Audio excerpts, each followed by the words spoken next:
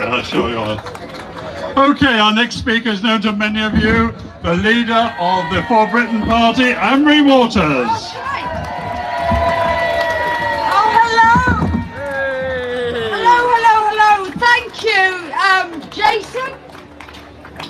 I'm sorry, is it Jason? No, Danny. Thank you so much, Danny. I'll never forget your name again, I promise. Good afternoon, everyone. It's very, very hot. I'm aware of that. I keep banging on about how hot it is, but we are British and we have to complain about the weather. It's compulsory. I have good news and bad news for you today, folks. The bad news is that this is not new. This has been going on for as long as Muslim men have been living in this country. That is the truth of it. It has been going on since the 1970s, and they weren't deported then, they're not deported now. When I started looking into this, I met girls, I met women who took me along to train stations and said, that's one. She rang a taxi one night, and guess who the taxi driver was? This has been happening for decades. Now today you have heard that the problem is the European Union. You have heard that the problem is the judges. You have heard that the problem is the Human Rights Act. And they are all a problem, yes. But the main problem, the problem, is over there in that house. And nothing will change until you change who is in that house. Nothing. Priti Patel, do something. I believe she wanted to do something. I'm going to give her the benefit of the doubt. But when they stopped her, she should have said, no, I'm the Home Secretary. I will decide what happens here. But she didn't. And that is her job and her duty, her democratic duty and her moral duty to stop this now. But she won't. And we know she won't. And neither will Boris Johnson. And neither will any other Home Secretary that is on its way in. None of them will stop. The rot is too deep. And I promise you now, if you want to tackle the EU, this racist rape of children, and some lady said call it rape, I don't know where you are, but you're absolutely right. Let's call it rape. Let's also call it torture and a crime against humanity, because that is what this is.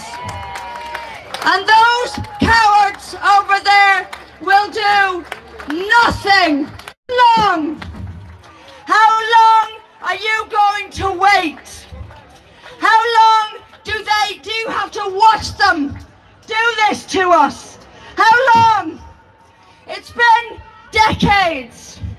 And to the evil press, and you are evil.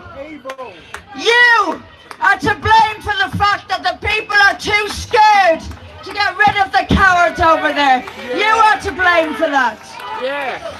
You are the reason this was covered up for years. You are rotten to the core. And with the For Britain government, you will be taught a lesson you will never forget. Never, ever doubt your power. If I had one wish, it would be so that the British people understand how powerful they are. Never let anyone tell you that you can't change the occupants of that building. You can and you must. You got rid of the European Union, get rid of them. It's the only chance you have. The only chance. You want to throw out child rapists? Throw out the people who allowed it to happen. Every last one of them. Shame upon shame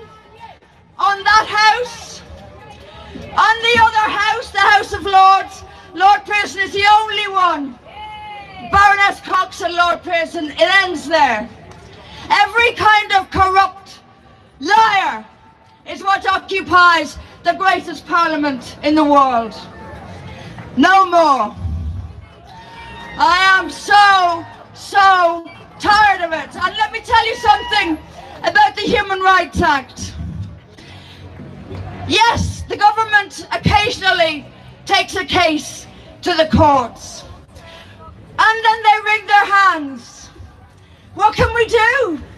The judges won't let us throw them out. Well, do you know what you do?